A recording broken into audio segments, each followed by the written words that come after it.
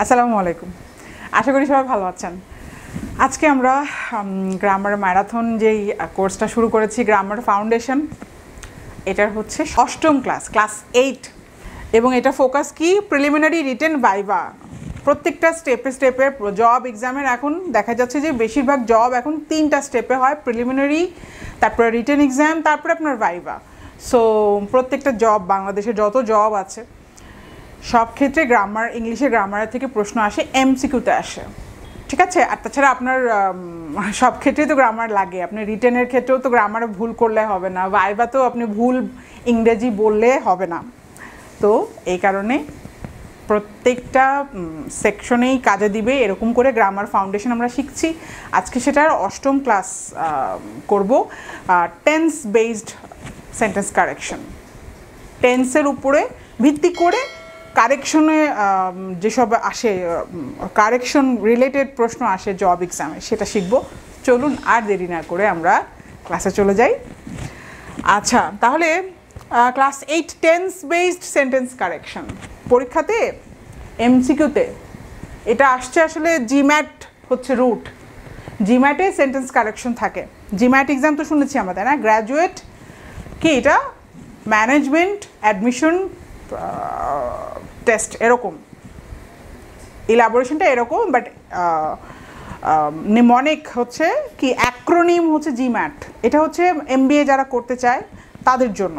আমি দিতে চেয়েছিলাম, পরে দেওয়া হয়নি, পরে I ended up taking GRE, কারণ আমি চিন্তা করলাম আমি এমবিএতেই সীমাবদ্ধ থাকতে চাই না, কারণ জিম্যাট শুধুমাত্র ইউএসএতে এমবিএ যারা করতে চায় তাদের জন্য স্পেসিফিক একটা এক্সাম, তো খুবই লিমিটেড একটা স্কোপ হয়ে যায়। সো ওই জিম্যাটের একটা ক্রুশিয়াল পার্ট হচ্ছে সেন্টেন্স কারেকশনও, সেখানে গ্রামারের প্রশ্ন আসে, অনেক বেশি গ্রামার রিলেটেড প্রশ্ন আসে। তো আমরা জানি যে কম্পিটিটিভ এক্সামগুলো স্পেশালি আইবিএ, জিম্যাট জিআরইর একটা অ্যামালগামেট। বিসিএস এখন জিম্যাট জিআরই, তারপরে আইবিএ এমবিএ, আইবিএ বিবিএ, সব কিছু, আইএলস এক্সাম, আইএলসের যত রিটেন আছে, ইংলিশের যত রিটেন পার্ট, সবগুলোর একটা অ্যামালগামেট হচ্ছে এখন বিসিএস এক্সাম, ঠিক আছে। প্রত্যেকটা কম্পিটিটিভ এক্সামের কিছু কিছু পার্ট থেকে ওরা মানে স্ট্যান্ডার্ডাইজ যত টেস্ট আছে, কম্পিটিটিভ না, স্ট্যান্ডার্ডাইজ টেস্ট কি আমরা জানি, আইএলস, জিম্যাট, জিআরই, স্যাট, এগুলো হচ্ছে, আর টোফেল, রাইট, টোফেল আছে। তো এই 5টা হচ্ছে কি সবচেয়ে বেশি কমন স্ট্যান্ডার্ডাইজ টেস্ট। তো সবগুলোর অ্যামালগামেট হচ্ছে বিসিএস এক্সাম। তো যেটা বলছিলাম, সেন্টেন্স কারেকশনটা ইম্পর্ট্যান্ট, এবং সেটা কি টেন্স বেসড শিখবো আজকে, কারণ কারেকশনে যে কোনো কিছু আপনাকে তুলে দিবে যে কারেক্ট করো। কারেকশনের কোনো নিয়ম নাই, আপনাকে বলবে এই সেন্টেন্সে কি ভুল আছে, সেটা নাউনের ভুল হতে পারে, প্রোনাউনের ভুল হতে পারে, অ্যাডজেক্টিভের ভুল হতে পারে, তারপরে হচ্ছে এক্সটেনশনের ভুল হতে পারে, অনেক ধরনের ভুলই হতে পারে। একটা কমা, সেটা মানে আমরা জানি কি কমা কি জ্যোতিচিহ্নর যে ব্যবহার, সেটাও কিন্তু গ্রামারের খুব ভালো একটা রুল, বাংলাতে আমাদের শিখতে হয় জ্যোতিচিহ্ন। তো এইটাও কিন্তু আপনার হচ্ছে এই কমা দিয়েও ভুলটা বলতে পারে যে কারেকশনটা কি হবে। তো এইখানে আজকে শিখবো হচ্ছে টেন্সের উপরে কারেকশনগুলো আর কি, টেন্স নিয়ে যদি কারেকশন আসে সেগুলো আজকে শিখবো। পরবর্তীতে আমরা কারেকশনে আরও অনেক কিছু শিখতে পারবো। ল্যাঙ্গুয়েজ অফ ইনস্ট্রাকশন কি বাংলা ইংরেজি মিক্স, তো এটা আমি প্রত্যেকবার বলে দিই, কারণ অনেকেই বলবে এই তো পুরো বাঙালি হলো না, ইংরেজি মিক্স করে বাংলা বলছে।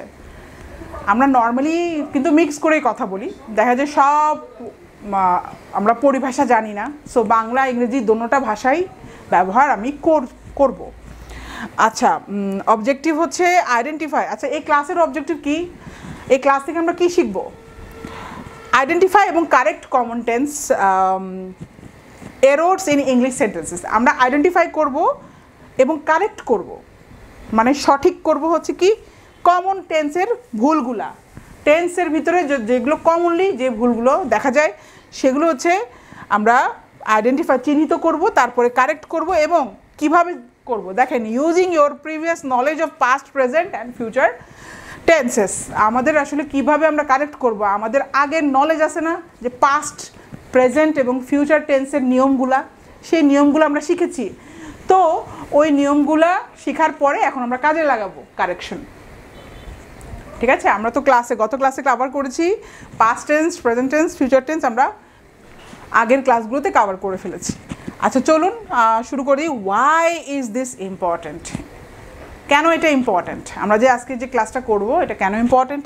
Job exams often give you sentences like he go to market yesterday. Job এক্সামে প্রায় দেখা যায় কারেকশনের জন্য এমন এমন সেন্টেন্স দেয়, হি গো টু মার্কেট ইয়েস্টারডে, যে গো, দেখেন he went to market yesterday, এখানে আবার গোজ লাগিয়ে দিবেন না, কারণ কি ইয়েস্টারডে আছে, ইয়েস্টারডে মানে গতকাল, এটা তো পাস্ট। তো এই কারণে কি হবে, গো এর জায়গায় ওয়েন্ট হবে, he went to the market yesterday. তো এইগুলা প্রিলিমিনারিতে কিন্তু চলে আসতে পারে, যদিও বিসিএসে আসবে না, বিসিএসে অনেক হাই লেভেলের আসবে, মানে কঠিন। তো সবচেয়ে কঠিন এক্সাম হচ্ছে বিসিএস এক্সাম। এমনি অন্যান্য অনেক পরীক্ষা আছে যেগুলো প্রাইমারি টিচারের ক্ষেত্রে যে পরীক্ষাগুলো হয়, ঠিক আছে, এনটিসিআরএ যেগুলো বলে, সেই এক্সামগুলোতে কিন্তু এই সব খুবই বেসিক গ্রামাটিক্যাল এরর তুলে ধরা হয়। আচ্ছা, তাহলে this small tense mismatches are key to scoring high in grammar section. এই যে ছোটো ছোটো মিসম্যাচগুলো, হ্যাঁ, এগুলো যখন আমরা এগুলোতে আমরা স্কোর করতে পারলে কি হবে, গ্রামার সেকশনে খুব ভালো স্কোর করতে পারবো আমরা। 3 স্টেপ ফর্মুলা ফর কারেকশন। তাহলে আমরা কারেকশনটার 3টা স্টেপ আছে, আপনি মাথায় 3টা স্টেপ করতে হবে। হ্যাঁ, আইডেন্টিফাই দি টাইম মার্কার। সবার আগে দেখবেন টাইম মার্কার চিহ্নিত করবেন। টাইম মার্কার কি, ওই যে বললাম ইয়েস্টারডে মানে কি, গতকাল, তো এটা একটা টাইম মার্কার। এটা যে পাস্টে, এইটা আমি ইয়েস্টারডে দেখে বুঝে নিলাম, এটা হচ্ছে একটা টাইম মার্কার। ঠিক আছে, তাহলে টাইম মার্কার কি কি হতে পারে, yesterday, now, tomorrow, since, for, etcetera, এগুলো হচ্ছে টাইম মার্কার। তো এগুলো সবার আগে আমরা চেক করব। Number 2, match it with the correct tense rule. তার পরের ধাপ হচ্ছে আমরা ম্যাচ করব কারেক্ট টেন্স রুলের সাথে। যদি পাস্ট বুঝতে পারি, ইয়েস্টারডে দিয়ে আমি পাস্ট বুঝে ফেললাম যেটা একটা পাস্ট টেন্স, তাহলে পাস্ট টেন্সের নিয়ম অনুযায়ী এখন আমরা ম্যাচ করব। পাস্ট টেন্সের নিয়ম কি, ভার্বটা পাস্ট ফর্মে হবে। তাহলে he went to school yesterday, এখানে ওয়েন্ট হবে, আমি বুঝে গেলাম, তাহলে ম্যাচ করলাম কারেক্ট টেন্স রুল। অপশনে দেখব কোথায় কারেক্ট টেন্স রুল দেওয়া। নাম্বার 3 হচ্ছে replace the incorrect verb with the correct tense form. এরপরে আমরা কি করব, ইনকারেক্ট ভার্বের সাথে কারেক্ট টেন্স ফর্মটা রিপ্লেস করব। অর্থাৎ আপনি এমসিকিউতে তখন অপশনে সার্চ করবেন যে কোন অপশনে কারেক্ট টেন্স রুলের মাধ্যমে এই যে ইনকারেক্ট ভার্বটার জায়গায় কারেক্ট ভার্বটা দেওয়া আছে, ওইটা সিলেক্ট করে আপনি এমসিকিউ কারেক্ট করে আসতে হবে। আচ্ছা, কমন মিস্টেকস এবং কারেকশন। কমন মিস্টেকগুলো কি, কমন মিস্টেক তাহলে কি এবং কারেকশন দেখব। দেখেন, she go to school every day, এখানে কি বোঝাচ্ছে, এভরিডে, এটা একটা কি টাইম মার্কার হয়ে গেল। কিন্তু কেমনে টাইম মার্কার, এভরিডে মানে কি প্রতিদিনই যাচ্ছি, এটা একটা জেনারেল টেন্স, তাই না? এই যে ইনডেফিনিট শিখেছিলাম আমরা, জেনারেল প্রেজেন্ট টেন্স।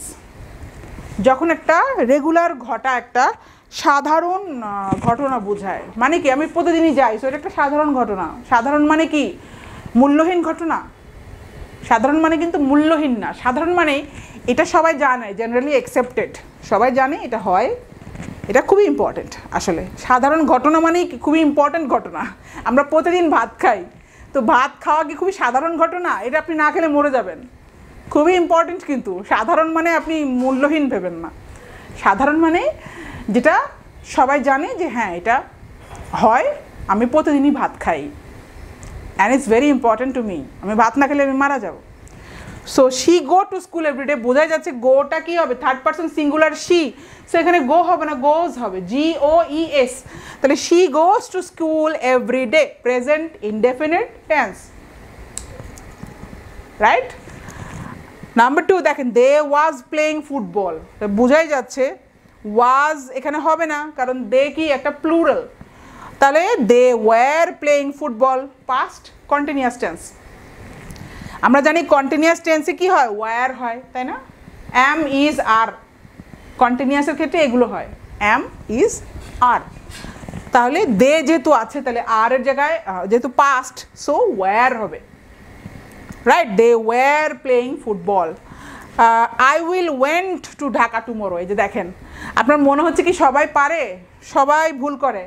আমি দেখেছি গ্রামাটিক্যাল অনেক মিস্টেক আছে, অনেক হাইলি এডুকেটেড পারসন, মানে কি অনেক উচ্চ ডিগ্রিধারী পার্সনেরও আমি দেখেছি কমিউনিকেশনে ভুলভাল ইংলিশ আমরা বলি, অনেক এলিট ইউনিভার্সিটি থেকে পাশ করা, কিন্তু আপনার বেসিক স্ট্রং না হলে এই ভুলটা কিন্তু করছে। আমি দেখেছি, কমিউনিকেশন করি তো, তো আমি দেখেছি অনেক অনেক হাইলি এডুকেটেড মানে হাইলি এলিট স্টুডেন্টগুলা, এলিট ইউনিভার্সিটি থেকে পাশ করা মানুষ, তারাও কিন্তু গ্রামাটিক্যাল মিস্টেক করে। সো এই দেখেন, I will went to Dhaka tomorrow, কি বোঝা যাচ্ছে? এখানে উইল আছে, তার মানে কি এটা ফিউচার, কিন্তু আবার ওয়েন্ট দেওয়া, এটা মিলছে না। আমরা তো ফিউচার টেন্স শিখেছি, কি হবে? ভার্বের বেস ফর্ম হবে উইলের পরে। উইলের পরে কি হয়? ভার্বের বেস ফর্ম হয়। সো এখানে পাস্ট ফর্ম দেওয়া আছে, তাহলে তো মিলছে না।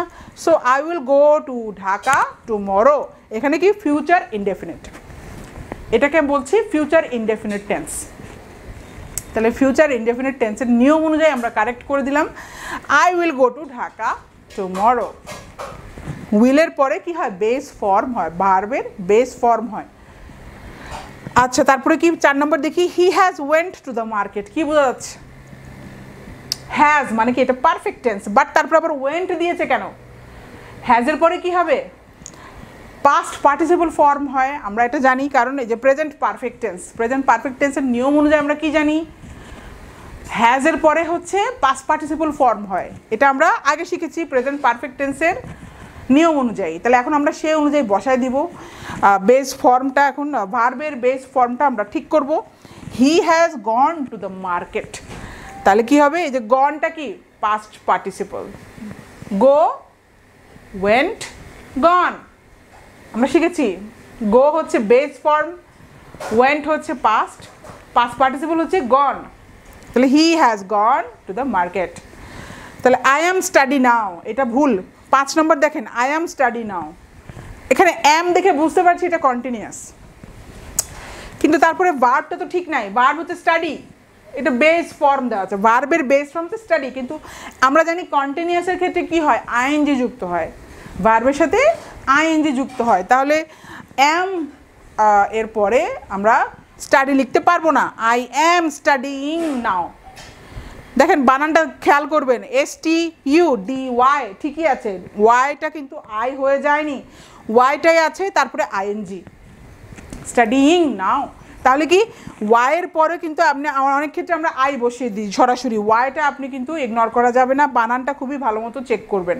তাহলে I am studying now, present continuous tense. আমরা প্রেজেন্ট কন্টিনিউয়াস টেন্সের অনুযায়ী কারেকশন করে দিলাম যে হ্যাঁ, প্রেজেন্ট কন্টিনিউয়াস টেন্সে কি হয়? অ্যাম ইজ আর এর পরে কি হয়? ভার্বের সাথে আইএনজি যুক্ত হয়, তো আমরা সেটা করে দিলাম। তাহলে এখন কারেক্ট হচ্ছে I am studying now.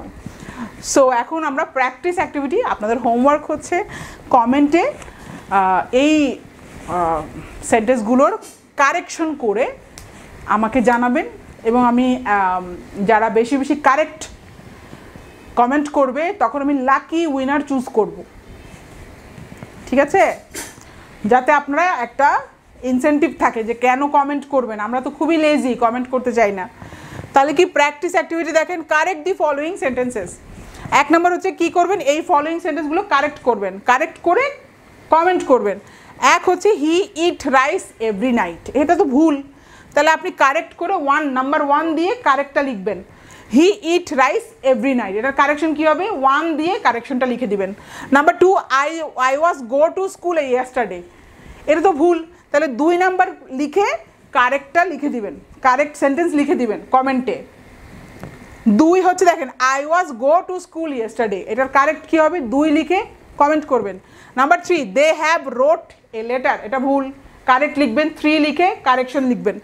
4, we will buying a car, এটাও ভুল, তাহলে 4 লিখে এটার কারেকশন লিখে দিবেন কমেন্টে। 5 হচ্ছে she is completed her work, এটাও ভুল, 5 হচ্ছে কি? She is completed her work, এটা 5 লিখে কমেন্ট করে দিবেন। কারেকশনটা কি হবে? এখানে উত্তর দেওয়া আছে কিন্তু উত্তরটা আগে দেখবেন না, তাহলে আপনার আর প্র্যাকটিস হবে না। উত্তরটা আমি দিয়ে দিয়েছি, আপনি চেক করে নেবেন। বাট উত্তর আগে দেখলে কিন্তু কি হয়, আমরা কি আর শিখবো? আমরা তো ব্রেন কাজ করবে না, দেখে দেখে নকল করবেন। সো উত্তর আগে দেখবেন না। আচ্ছা, হোমওয়ার্ক কি? Right 5 incorrect sentences using tenses and then correct them below each one. প্রথমে আপনি নিজে নিজে ইনকারেক্ট সেন্টেন্স লিখেন 5টা, তারপরে নিজে নিজে সেগুলোকে কারেক্ট করেন, কারেক্ট করে ওটার 5টা উত্তর লিখেন। এটা হচ্ছে আপনার হোমওয়ার্ক।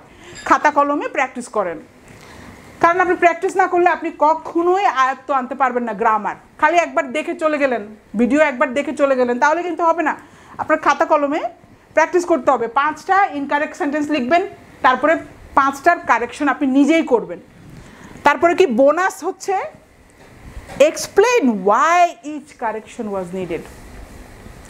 তারপরে আপনি খাতাতে বর্ণনা করে লিখবেন যে কেন কারেকশনটা দরকার ছিল। এটা আপনি এক্সপ্লেন করতে পারলে তার মানে আপনি বুঝেছেন। এক্সপ্লেন ওয়াই দি ইচ কারেকশনটা কেন দরকার ছিল, এটা আপনি এক্সপ্লেন করতে পারলে তাহলে আপনি মাস্টার করতে পারবেন, মানে রপ্ত করতে পারবেন গ্রামার। সো ঠিক আছে, that's it for today's class. Thank you. পরবর্তী ক্লাসে দেখা হবে। আসসালামু আলাইকুম।